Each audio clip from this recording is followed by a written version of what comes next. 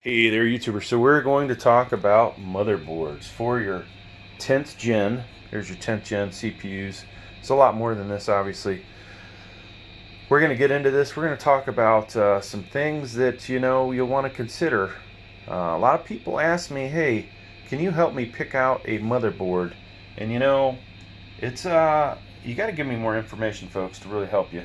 A lot of times, I'm busy, but I do try and help out the YouTubers with their selection. So, a lot of stuff to figure out, right? What CPU am I going to use? Okay, well, I figure that if you're watching this video, it's because you went with a 10th gen and not 11th gen.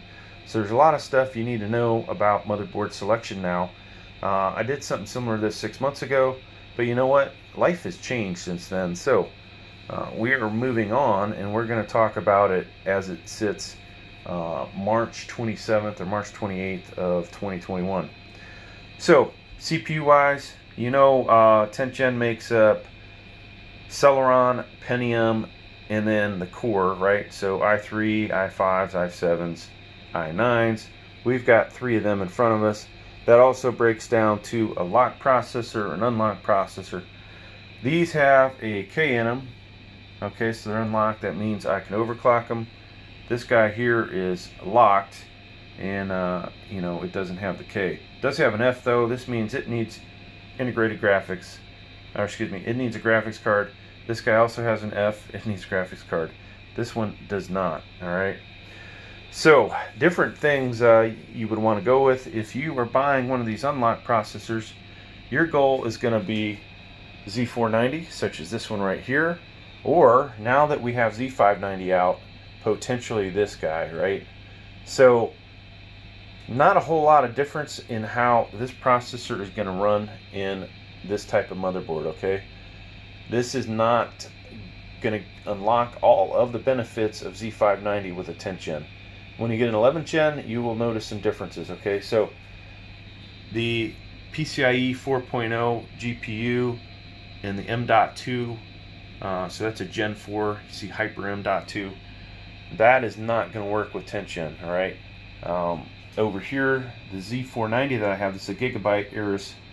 That M.2 has a sticker on it that with future capability it may work. So an 11th gen in there may give you the faster M.2, but until we get our 11th gen in, I can't answer that. So what else, folks? Well, motherboard size is important. All right, so this is a mini ATX. Okay, this guy is ATX over here, and then I'll show you a little shot of mini ITX. So three motherboards. There's also eATX. All right, so what does that mean? Well, if you've decided you want a certain case, such as this mini tower here, ATX and eATX are not going to fit. All right, this one will allow you to put your mini ITX and your micro ATX motherboard in here. It won't fit the other two. You will want something bigger, something like this motherboard, which will allow you to put in ATX. There's also a bigger one, a little wider, that will allow you to do eATX. So because this is, like I said, 10th gen, your solid state drives, you don't necessarily need one of these awesome PCIe 4.0s because, like I said, that slot's not going to work with 10th gen, but that drive will work in this spot. So sticking with Gen 3 like this guy is going to be your best bet there to get that to work. Now if you're thinking 11th gen in the future, after Intel gets its crap together on those, then hey, you might want to go this route and just go ahead and splurge for the EVO 980 Pro or another Gen 4. RAM compatibility, all right? Now this is kind of a big thing. If you've already got some RAM sitting around, you will want to know what it's capable of, such as this one. This can run up to 3200 megahertz. Now in a Z490, not a problem, you will get that. In this motherboard here, the best you're going to get is 2933 out of that, and that's with an i7 or i9. If you have an i5, the best you're going to get is 2666. Okay, so This is 3000 megahertz RAM. It would, you know, run at a slower speed, you know, just like that 3200 megahertz. So it's dependent on your CPU. Okay, once again, max that motherboard would see is 2666, and this one 2933, 2933. Now with the 500 series motherboards, all that changed. Okay, this guy here, along with the H570, now you can get much higher RAM speeds out of that. All right, so this one is good quite a bit, I believe up into the 4000 range. All right, and so that is a nice bonus. I have a video showing a couple places how much better Fortnite plays out if you have higher speed RAM running. All right, now that's not always the case, because sometimes some of the manufacturers of RAM, just keep that in mind. All right, what else do we need to know? Well, certain 400 and 500 series motherboards have a power supply like this, or CPU power connector like this. Now, you could get away with running only 1x8 on this, but if you want to do real overclocking on this or this guy, which also has that, you're going to want a much more powerful power supply. This happens to be an EVGA 750. Certain ones of these come with 2 sets of CPU power connectors, okay, such as this. This is going to get it done for the overclocking aspect. All right, now what else? Wi-Fi. Whether you go with a Wi-Fi card or you have built-in Wi-Fi, a lot of times this is at least another $50 for the motherboard, right? You can get, I believe around $20, you can get a Wi-Fi card. What are the positives and negatives of that? Well, having it built in is nice, right? You've got that nice little setup there. You don't have to install this. You don't have to worry about the compatibility. This takes up a USB 2.0, all right?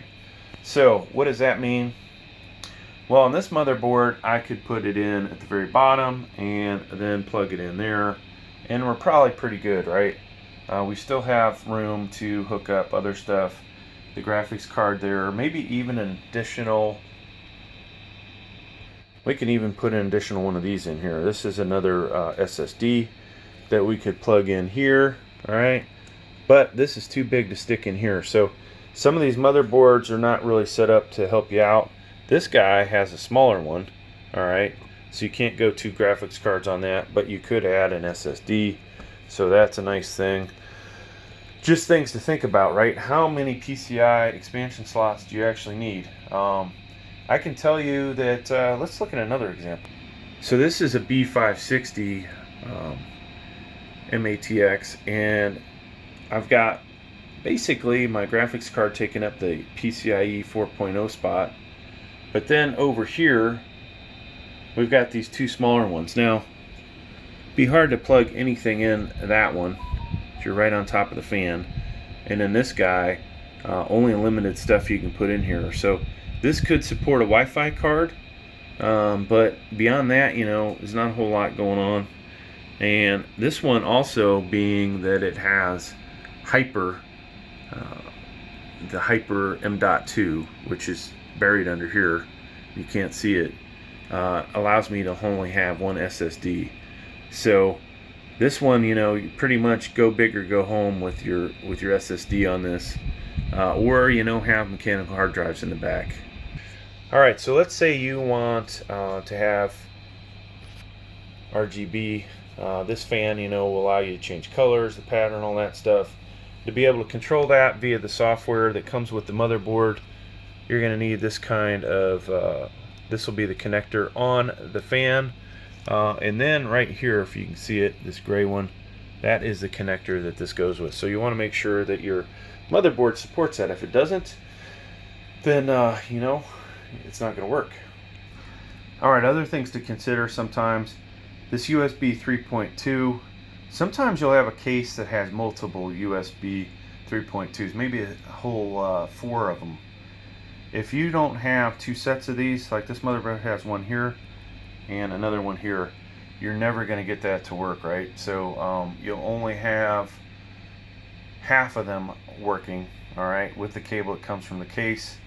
To get both of them working, you'll need, like I said, one of these on the motherboard and a secondary one. So something else to think about.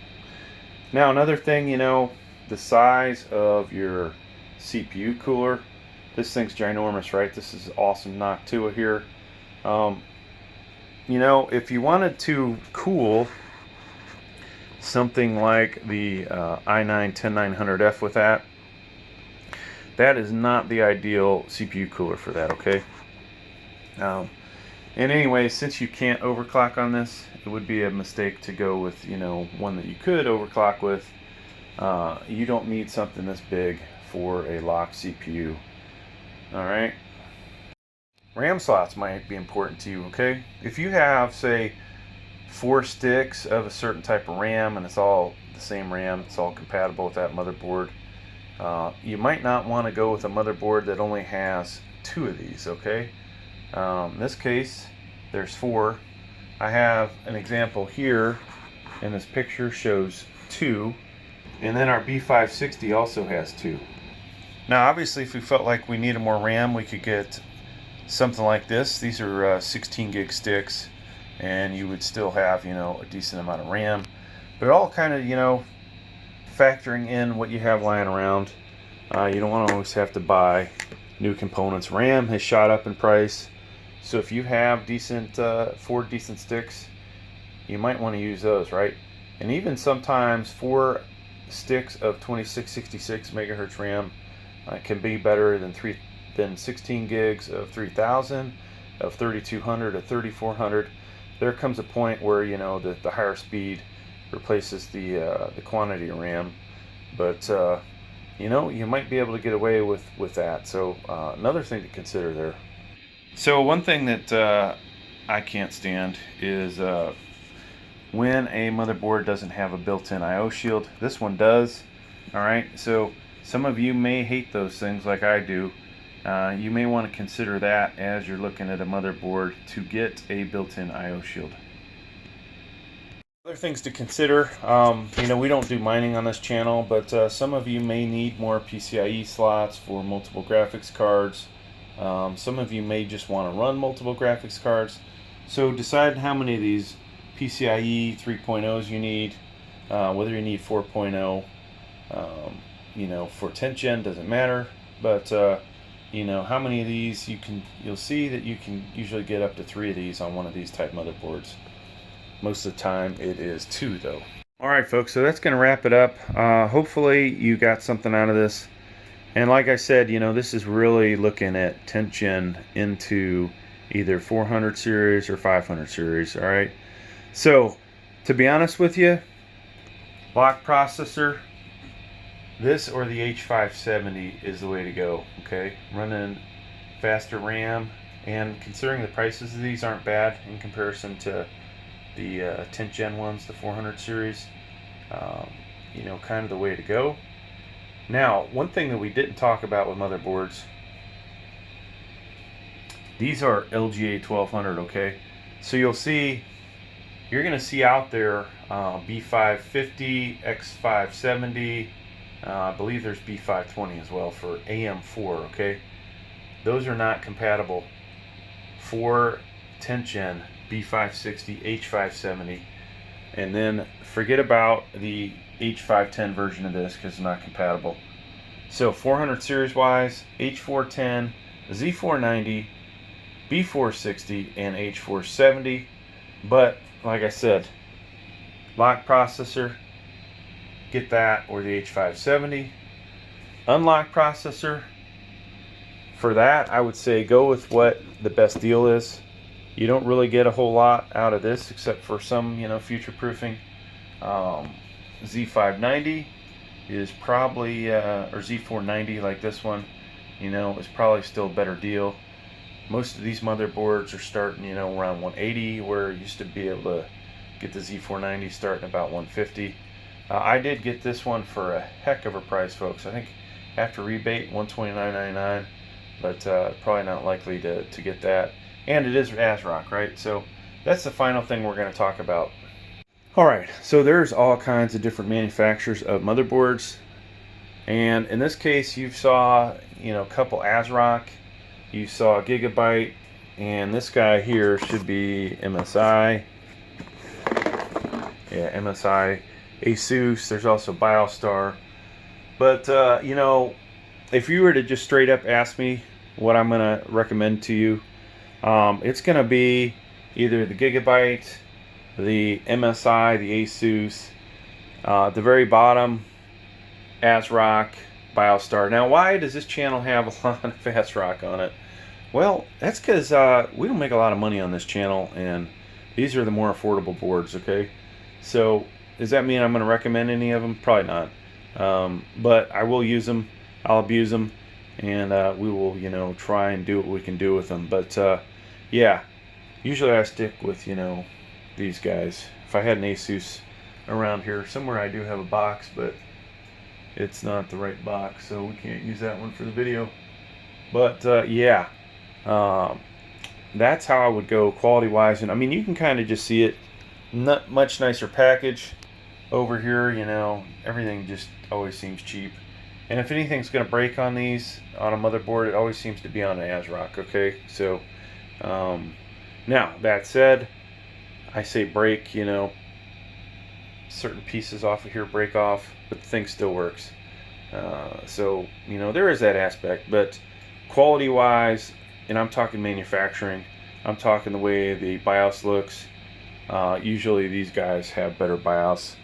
Manuals, ASRock does put out a pretty nice manual, so but they are slow to update BIOS. They're slow to do their BIOS updates. You'll see over here with these guys, they're usually right on top of it, okay? So I think that's going to do it for the video, folks. Thanks for checking